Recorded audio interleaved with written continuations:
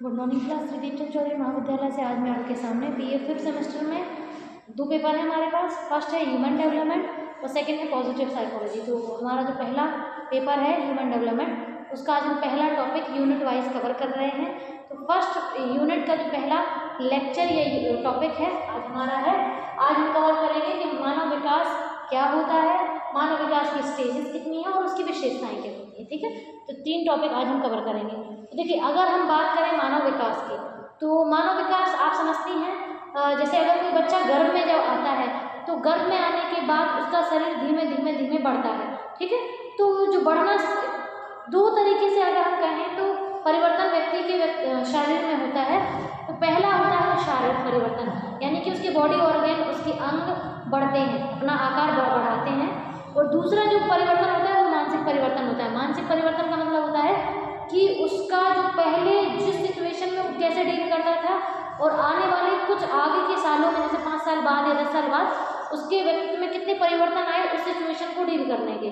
तो ये होता है मानसिक परिवर्तन, यानी कि एक व्यक्ति का जो विकास है, मानव विकास दो तरीके से होता है। पहला होता है शारीरिक और दूसरा होता है मानसिक। ठीक है, तो इसी फॉर्म में अगर हम कुछ वर्ड्स के फॉर्म में मानव विकास को समझने का प्रयास करें तो पहली हेडिंग हमारी है शारीरिक वृद्धि, जिसको मैंने आपको बता दिया है कि जब बच्चा जो गर्भ में रहता है तो वो इतना सा होता है कि उसको हम देख भी नहीं सकते आँख से, अगर ऐसे नॉर्मल जीन्स को देखें। उसके बाद वो धीमे धीमे उसके अंग बनना शुरू होते हैं, उसके बॉडी ऑर्गन बनते हैं, फिर बनने के बाद वो विकास करता है।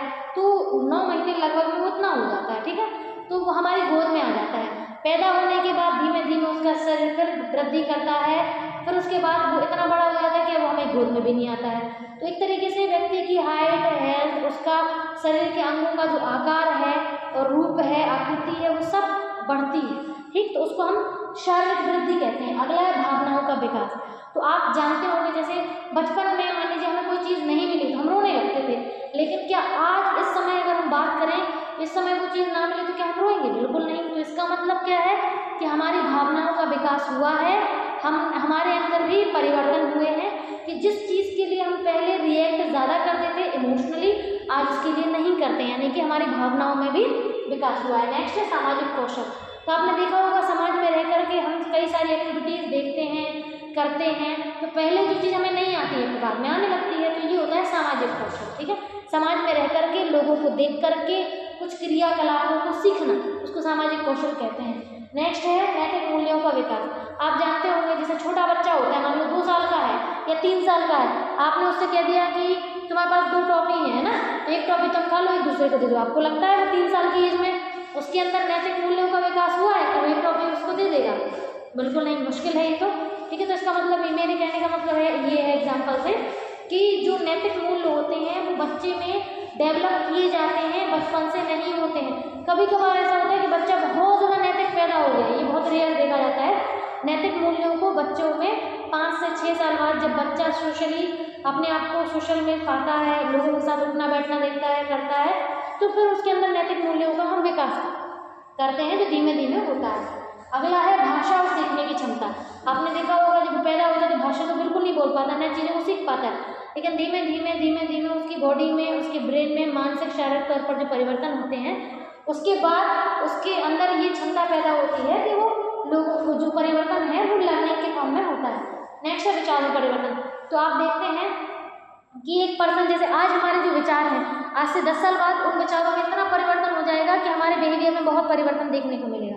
ठीक है, तो विचारों में परिवर्तन थिंकिंग, थॉट, लर्निंग के थ्रू हमारे अंदर चेंजेस होते हैं। नेक्स्ट हम बात करते हैं स्टेज की, यानी कितनी स्टेजेस एक उसकी विकास की होती हैं। तो विकास का मतलब ये नहीं होता है केवल बढ़ रहे हैं बढ़ रहे हैं बढ़ रहे हैं। विकास का मतलब होता है कि हम आगे बढ़ रहे हैं। ठीक है, अब आगे बढ़ने का मतलब हमारी बॉडी में ग्रोथ भी हो सकता है और कमी भी हो सकती है। ठीक है, तो अगर स्टेजेस की बात करें कि मानव विकास की कितनी स्टेजेस है, पहले गर्भावस्था, यानी कि जब बच्चा गर्भ में आता है उससे 9 माह तक जब वो गर्भ में ही रहता है, वो गर्भावस्था की स्टेजेस होती हैं। उसको भी कई सारे स्टेजेस में डिफाइन किया है।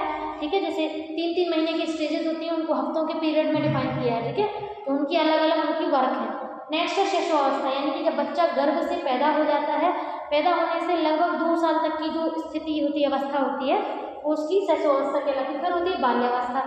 बाल्यावस्था को अगर हम ऐसे ले सकते हैं कि 3 साल से शुरू हम 2 या 3 साल से लेकर के लगभग 10 से 11 साल की जो अवस्थाएं हैं उसको हम शिशुअवस्था में रखते हैं। नेक्स्ट बाल्यावस्था में रखते हैं। फिर हमारा है किशोर अवस्था। तो हम कह सकते हैं कि 10, 11, 12 साल के बाद जो अवस्थाएं शुरू होती हैं 20 साल, 21 साल, 19 साल तक वो हमारी किशोर अवस्था में होती है। नेक्स्ट हमारा युवावस्था, यानी कि 20-21 के बाद जो अवस्था शुरू होती है 35, 36, 34 साल तक वो हमारी युवावस्था होती है। और अगली है मध्यावस्था। ये हमारी अवस्था ऐसे हम कह सकते हैं कि व्यक्ति की जो 35 से 38 साल के बाद जो उम्र होती है 50 साल तक वो उसकी मध्यावस्था होती है। और लास्ट हमारी है वृद्धावस्था, जो कि 50, 51, 55 के बाद शुरू होती है और मृत्यु तक चलती है। ठीक है, तो ये हमारी स्टेजेस हैं जिनको हमें पढ़ना है आगे डीप में। अगला हमारी बात करते हैं विशेषताओं की, यानी कि मानव विकास की क्या विशेषताएं हैं। तो फर्स्ट पॉइंट है कि जीवन भर चलने वाली क्रिया है। तो हमेशा नहीं कह सकते कि बस एक पॉइंट तक जो हो गए बस इसके बाद विकास नहीं होता है। विकास अलग अलग फॉर्म में होता है। कभी देखिए अगर शारीरिक विकास मान लीजिए रुक भी जाए तो मानसिक विकास होता रहता है। तो आपको मैं पहले डिफाइन कर चुकी हूँ कि जो विकास है उसकी दो परिभाषा केवल हम एक फॉर्म में नहीं लेंगे शरीर का विकास है, नहीं, अगर मानसिक विकास भी हो रहा है तो हम उसको भी मानव विकास में ही रखेंगे। ठीक है, तो जीवन भर चलने वाली क्रिया है, सही बात है।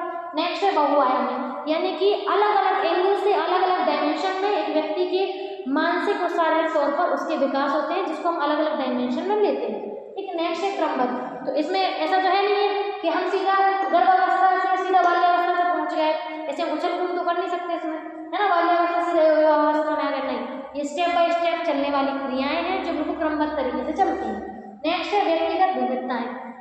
आप तो जानते ही हैं हर व्यक्ति के जीन्स अलग होते हैं, उसके आसपास का वातावरण अलग होता है, इसीलिए उसके व्यक्तित्व में जो परिवर्तन होते हैं वो भी अलग अलग होते हैं। आप हमेशा देखना, जैसे 2 सगे भाई बहन भी होंगे, बहनें हैं 2 सगी, एक ही घर में रहेंगे, पर्यावरण उनका सेम है, लेकिन उनके जीन्स अलग होंगे तो उनके अंदर विविधताएं देखने को मिलती हैं। केवल जो जुड़वा बच्चे होते हैं ट्विंस, उनके अंदर लगभग जीन्स सेम होते हैं। ठीक है, उनकी भी वैरायटी होती है, जैसे आइडेंटिकल ट्विंस होते हैं उनके 100% जीन्स सेम होते हैं, फिर उनका पर्यावरण अलग अलग हो सकता है तो उससे भी परिवर्तन उनके अंदर देख सकते हैं व्यक्तित्व में। और अगर पैटर्नल ट्विंस देखें जिनके केवल 50% जीन्स सेम होते हैं तो उतना जीन्स 50% डिफरेंस वो रहता है, फिर एनवायरमेंट का भी परिवर्तन रहता है, तो वो सारी चीज़ें। नेक्स्ट है आनुवंशिकता और पर्यावरणीयता।